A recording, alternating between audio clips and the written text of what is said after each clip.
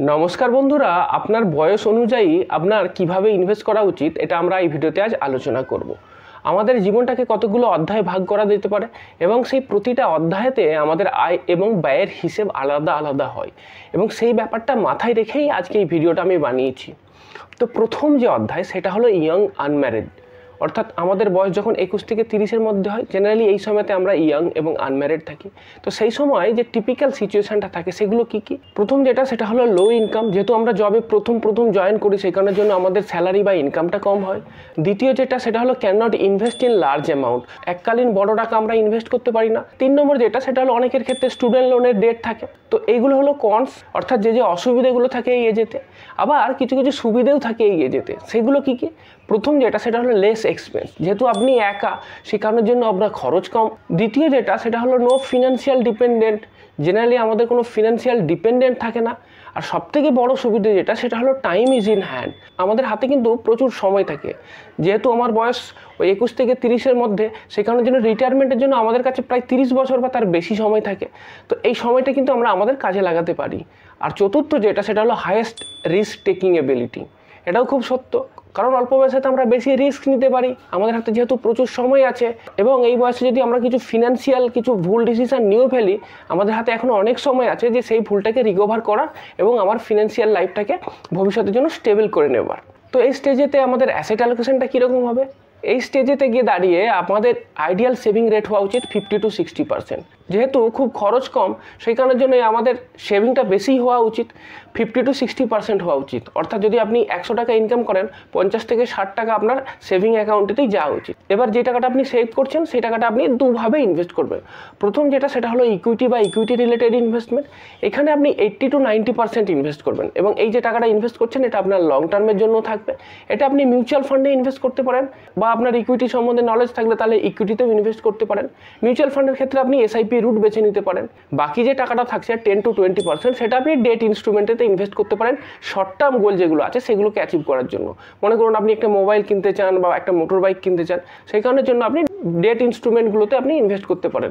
তার মধ্যে আছে ব্যাংকের ফিক্সড ডিপোজিট হতে পারে, পোস্ট অফিসের টাইম ডিপোজিট হতে পারে, অথবা মিউচুয়াল ফান্ডের ক্ষেত্রেও ডেট মিউচুয়াল ফান্ড আপনার জন্য একটা ভালো অপশন হতে পারে। এরপরে আসি পরের অধ্যায়টা, ইয়াং ম্যারেজ স্টেজ। জেনারেলি বয়স আপনার 30 থেকে 35 বছর, এই সময়টাতে এটা হয়। তো টিপিক্যাল যে সিচুয়েশানগুলো থাকে সেগুলো কি? এক্ষেত্রে আপনার লো ইনকাম বা মডারেট ইনকাম থাকে। দ্বিতীয় যেটা যে can not invest in large amount, এক্ষেত্রে আপনি বেশি টাকা একবারে ইনভেস্ট করতে পারবেন না। স্টুডেন্ট লোনের যে ডেট সেটা এই বয়সেতেও থাকতে পারে, কারণ জেনারেলি স্টুডেন্ট লোনটা বড় হয় এবং এটা মেটাতে একটু সময় লাগে। তো এই সময় তো আপনার স্টুডেন্ট লোনের ডেটটা থেকে যেতে পারে। আর কি প্ল্যানিং থাকে সেটা হলো যে এরপরে আপনি একটা বাড়ি কেনার কথা ভাবতে পারেন। তো সেই কারণের জন্য আপনি অল্প অল্প করে সঞ্চয় করা শুরু করতে পারেন। তো এইগুলো গেল এই বয়সের কনসের ব্যাপারগুলো। এবার কী প্রস থাকছে, অর্থাৎ কী সুবিধাগুলো থাকছে। প্রথম, আপনার ফ্যামিলির ইনকাম বাড়তে পারে যদি আপনার স্পাউস আর্নিং করেন। তো আপনার ফ্যামিলিতে যদি জয়েন্ট আর্নার হয় তাহলে আপনার ইনকাম বেড়ে যাবে। দ্বিতীয় যে সুবিধে সেটা হলো no or single financial dependent, কোনো ফিনান্সিয়াল ডিপেন্ডেন্ট নাও থাকতে পারে, কিংবা আপনার স্পাউস যদি জব না করেন সেক্ষেত্রে সিঙ্গেল জাস্ট ফিনান্সিয়াল ডিপেন্ডেন্ট থাকছে। 3 নম্বর টাইম ইন হ্যান্ড, এক্ষেত্রেও আপনার জন্য প্রচুর সময় থাকছে এবং আপনার হাই রিস্ক টেকিং এবিলিটিও থাকবে। এবার এই সময়তে আপনার আইডিয়াল সেভিং রেট কেমন হওয়া উচিত? এই সময় আপনার 30 to 50% সেভিং করা উচিত এবং আপনার অ্যাসেট অ্যালোকেশনটা কীরকম হবে? 70 to 80% আপনি মিউচুয়াল ফান্ডেতে ইনভেস্ট করবেন থ্রু এসআইপি রুট, এবং এছাড়াও আপনি ভবিষ্যতে রিটায়ারমেন্টের জন্য এনপিএসেতে ইনভেস্ট করতে পারেন। তো টোটাল 70 to 80% আপনি এইভাবে ইনভেস্ট করবেন। বাকি 20 to 30% আপনি ডেট ইনস্ট্রুমেন্টে ইনভেস্ট করবেন। এক্ষেত্রে আপনি আপনার রিটায়ারমেন্টের জন্য long term debt asset allocation হিসাবে পিপিএফ রুটকে বেছে নিতে পারেন। তো আপনি পিপিএফেতে ইনভেস্ট করতে পারেন। আর শর্ট টার্ম অ্যাসেট অ্যালোকেশন হিসাবেতে, অর্থাৎ শর্ট টার্ম গোলগুলোকে পূরণ করার জন্য আমি আগে যেগুলো বলেছি সেগুলোই থাকছে। এফডি থাকতে পারে, পোস্ট অফিসের টাইম ডিপোজিট থাকতে পারে, ডেট মিউচুয়াল ফান্ড থাকতে পারে, ইত্যাদি ইত্যাদি। জীবনের এরপরের যে অধ্যায়টা সেটা খুব ইম্পর্টেন্ট, সেটা হলো married with young kids. Generally 35 থেকে 45 বছর বয়স, এই সময়ের মধ্যে এই ঘটনাগুলো আমাদের জীবনে ঘটে। টিপিক্যাল ফিনান্সিয়াল সিচুয়েশান যেগুলো হয় সেটা হলো ফিনান্সিয়াল ডিপেন্ডেন্ট ইনক্রিজেস, কারণ আপনাদের চাইল্ড থাকে সেই কারণের জন্য আপনার ফিনান্সিয়াল ডিপেন্ডেন্ট বাড়ছে। আর দ্বিতীয় যেটা সেটা হচ্ছে আপনার চিলড্রেনদের জন্য সেভিংও করতে হবে এবং তার সাথে সাথে অ্যাডিশনাল সেভিং করতে হবে আপনার বাড়ি কেনার জন্য অথবা আপনার গাড়ি কেনার জন্য, হলিডেতে ঘোরার জন্য, এগুলোর কারণের জন্য আপনাকে এক্সট্রা সেভিং করতে হবে। তো দেখা যাচ্ছে এই সময়তে হাই এক্সপেন্স হচ্ছে, অর্থাৎ আপনার খরচ কিন্তু বেড়ে যাচ্ছে। কিন্তু আবার এই সময়তে কিছু সুবিধাগুলো আছে। প্রথম যেটা সুবিধে সেটা হলো যে স্টেবল হাই ইনকাম। যেহেতু আপনি এই সময় কেরিয়ারের পিকের দিকে থাকছেন, সেই কারণের জন্য আপনার স্যালারি অলরেডি বেড়ে গেছে, তো ইনকামটা আপনার বেশি হবে। Time is still in your hand, 35 থেকে 45, খুব বেশি দেরি হয়ে যায়নি, সুতরাং আপনার হাতে এখনও যথেষ্ট সময় আছে ইনভেস্ট করার। এবং রিস্ক টেকিং এবিলিটি যেটা থাকছে সেটাও আপনি হায়ার দিকেই বলতে পারি। এবার এই সময়তে আপনার সেভিং রেট কেমন হওয়া উচিত? আইডিয়াল সেভিং রেট হওয়া উচিত 20 to 30%। আমি 20 to 30% এই কারণের জন্যই বললাম, কারণ এত এক্সপেন্স আছে, চাইল্ডের জন্য এক্সপেন্স আছে, এডুকেশনের জন্য এক্সপেন্স আছে, বাকি এইসব বাড়ি গাড়ি এইসবের জন্য খরচা আছে। তো আমি চাইলেও খুব বেশি তো সেভ করতে পারবো না, আইডিয়ালটা এই জন্য কমই রাখছি। খুব বেশি এক্সপেক্ট করলে তাহলে ডিমোটিভেটেড হয়ে যেতে পারেন। তো সেই কারণের জন্য 20 to 30% আমি রাখলাম আমার আইডিয়াল সেভিং রেট।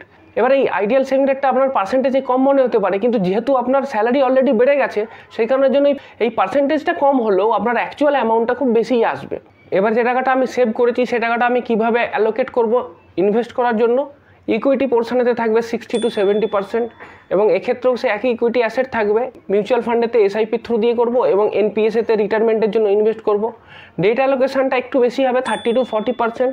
এক্ষেত্রে আপনার পিপিএফ থাকবে লং টার্ম ডেট অ্যালোকেশনের জন্য, শর্ট টার্ম ডেট অ্যালোকেশনের জন্য আপনার FD, post office, date mutual fund এগুলো থাকছে। এরপরের যে অধ্যায়টা থাকছে সেটা হলো ম্যারিড উইথ এল্ডার চিলড্রেন। এই সময়তে আপনার ছেলেমেয়েরা বয়সে বড় হয়ে যাবে। জেনারেলি আপনার বয়স 45 থেকে 60, এই বয়সের মধ্যে আপনার জীবনে এই ঘটনাগুলো ঘটে। টিপিক্যাল যে ফিনান্সিয়াল সিচুয়েশানটা থাকছে, প্রথম যেটা নোট করার মতো সেটা হলো হায়েস্ট এক্সপেন্স, কারণ এই সময়তে সব থেকে বেশি খরচা হয়।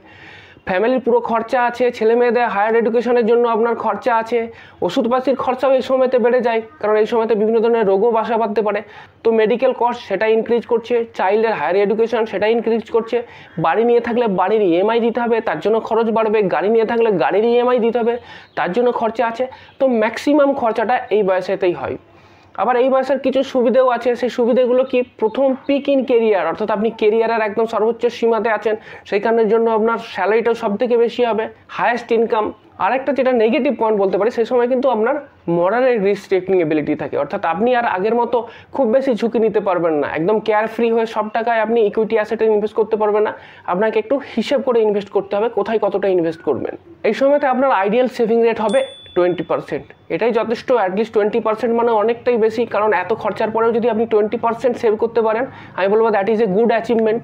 এবার আপনার যে সেভ করা টাকাটা সেটা আপনি কোথায় কীভাবে অ্যালোকেট করবেন? ইকুইটির জন্য থাকবে 50 থেকে 65%।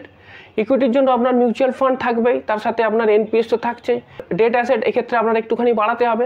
ডেট অ্যাসেটেতে আপনার পিপিএফ তো থাকছেই, তার সাথে আপনি গোল্ড অ্যাড করতে পারেন, আপনি গোল্ডেও ইনভেস্ট করতে পারেন। আর শর্ট টার্ম ফিনান্সিংয়ের জন্য আপনি এফডি, পোস্ট অফিস বা ডেট মিউচুয়াল ফান্ডেতে ইনভেস্ট করতে পারেন। এর পরের অধ্যায়, যেটা শেষ অধ্যায়, সেটা হলো আপনার রিটায়ারমেন্ট এজ। 60 বছরের পর থেকেই আপনার এই অধ্যায়টা শুরু হয়ে যাবে। এই অধ্যায়ের যে টিপিক্যাল ফিনান্সিয়াল সিচুয়েশানগুলো থাকে সেটা হলো, প্রথম সেটা হচ্ছে যে স্টপ অ্যাক্টিভ ইনকাম। আপনি যে টাকাটা ইনকাম করছিলেন সেটা আপনার সম্পূর্ণ বন্ধ হয়ে যাবে। আপনি চাকরি থেকে রিটায়ারমেন্ট নিয়ে নিয়েছেন, সুতরাং সেখান থেকে আপনার কোনো ইনকাম বা স্যালারি আসবে না। Medical expense will be high. এই বয়সেতে বিভিন্ন ধরনের রোগ ব্যাধি বাসা বাঁধে, সেই কারণের জন্য আপনার মেডিকেল এক্সপেন্স সব থেকে বেশি হবে। আপনার রেগুলার ক্যাশ ফ্লো দরকার হবে, কারণ আপনার যেহেতু স্যালারি বন্ধ হয়ে গেছে, কিন্তু আপনার দৈনন্দিন ফিনান্সিংয়ের জন্য আপনার একটা রেগুলার ক্যাশ ফ্লো দরকার হবে। সেটা আসবে যদিও আপনি যে টাকা জমা করে রেখেছেন সেই জায়গার থেকে আসবে। আর কি, সেটা হলো লো রিস্ক টেকিং অ্যাপিটাইট, অর্থাৎ এই সময়তে আপনি খুব বেশি ঝুঁকি নিতে পারবেন না। এই বয়সে কিছু সুবিধাও আছে। প্রথম যেটা, সেটা হলো আপনার চিলড্রেনদের জন্য আর আপনাকে ভাবতে হবে না।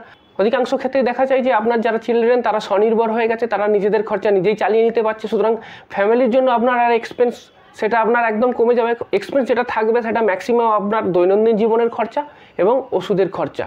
এবার আছে আইডিয়াল সেভিং রেট। কোনো সেভিংই থাকবে না, কারণ কোনো ইনকাম নেই, সুতরাং সেভিংয়ের প্রশ্নই আসে না। তো এই সময়তে আপনার ইনভেস্টমেন্টটা কীরকম হবে? ইকুইটিতে আপনি ইনভেস্ট করতেই পারেন 20 to 30%। সেক্ষেত্রে আপনার মিউচুয়াল ফান্ড যেটা থাকবে, সেক্ষেত্রে আপনি চাইবেন ব্যালেন্স অ্যাডভান্টেজ ফান্ড বা হাইব্রিড ফান্ড, এইসব ফান্ডগুলোতে ইনভেস্ট করতে, যেখানে ঝুঁকি অপেক্ষাকৃত কম। ম্যাক্সিমামটাইতে আপনাকে ইনভেস্ট করতে হবে ডেট ইনস্ট্রুমেন্টে। ডেট ইনস্ট্রুমেন্টের বিভিন্ন ধরনের অপশান আছে, কতগুলো ভালো অপশানও আছে, সরকারের তরফ থেকে বিভিন্ন ধরনের অপশান আছে। প্রথম যেটার নাম আমি করতে পারি সেটা হলো senior citizen saving scheme. Senior citizen saving scheme, এতে ভালো ইন্টারেস্ট পাওয়া যায়, কোয়ার্টারলি আপনি ইন্টারেস্টটা তুলে নিতে পারবেন। সুতরাং এক্ষেত্রে সিনিয়র সিটিজেন একটা আপনার রেগুলার ক্যাশ ইনকামের একটা সোর্স হতে পারে। তাছাড়া আছে পোস্ট অফিসের এমআইএসে তো আপনি টাকা জমা করতে পারেন, এখানে আপনি মান্থলি টাকা পাবেন। তারপরে আছে আরবিআইয়ের বন্ড, এটাও একটা সেফ এবং সিকিউরড অপশান। এইখানেতে আপনি বন্ডেতে ইনভেস্ট করবেন এবং বন্ড থেকে একটা নির্দিষ্ট সময় অন্তর অন্তর আপনি ইন্টারেস্ট বা কুপন রেট যেটা সেটা আপনি পেতে পারবেন। তারপরে আছে debt mutual fund. Debt mutual ফান্ডও খুব কম রিস্ক হয়, তো এই কারণের জন্য আপনি ডেট মিউচুয়াল ফান্ডে ইনভেস্ট করতে পারেন। তাছাড়াও আপনার জন্য আরেকটা পপুলার অপশন আছে, সেটা হলো সিনিয়র সিটিজেন এফডি। বিভিন্ন ব্যাংক সিনিয়র সিটিজেনদের এফডিতে খুব ভালো ইন্টারেস্ট দেয়, বর্তমান সময় তো খুব ভালো ইন্টারেস্ট দিচ্ছে। বিভিন্ন ব্যাংক দেখা যায় জেনারেলি সিনিয়র সিটিজেনদের ক্ষেত্রে 0.5% এক্সট্রা ইন্টারেস্ট দেয়, সেই কারণের জন্য আপনি সিনিয়র সিটিজেনদের ফিক্সড ডিপোজিটেতেও ইনভেস্ট করতে পারেন।